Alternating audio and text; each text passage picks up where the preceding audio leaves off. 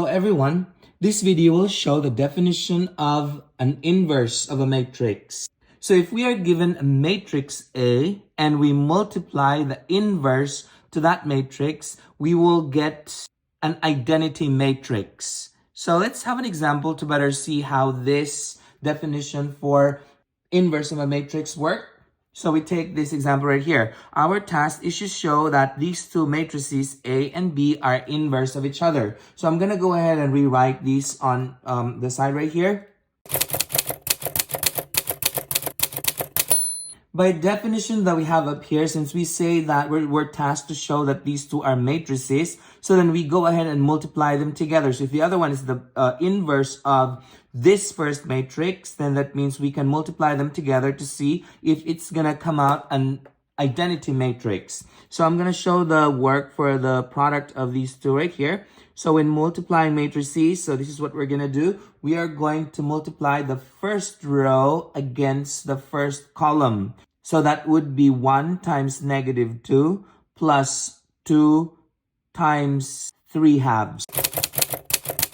For the element that we have right here, we're gonna use the first row and second column. So that would be 1 times 1 plus 2 times negative 1 half. For the element that we have down here, we're going to use this second row and first column. So 3 times negative 2 plus 4 times 3 halves. And the last element right here, we're going to multiply this second row and second column. And then we are going to do the math for this.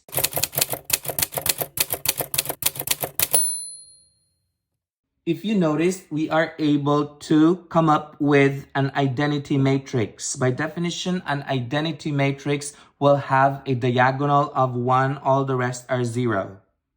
Now let's have another example.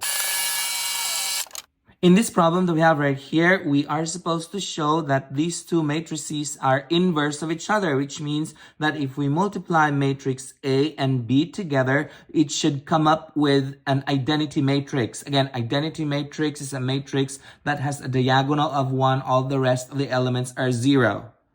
At this time, I would encourage you to pause this video and try this problem out on your own. And when you're done, unpause it and check your answer.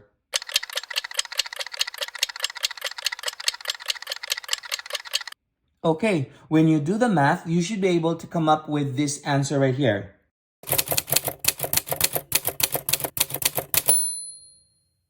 So when you did the math correctly, you should be able to come up with an identity matrix after multiplying these two matrices that we have right here. So if you notice, we have a diagonal of 1 and all the rest are 0.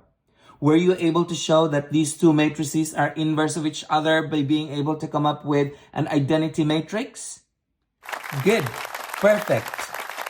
That sums up the definition of an inverse matrix.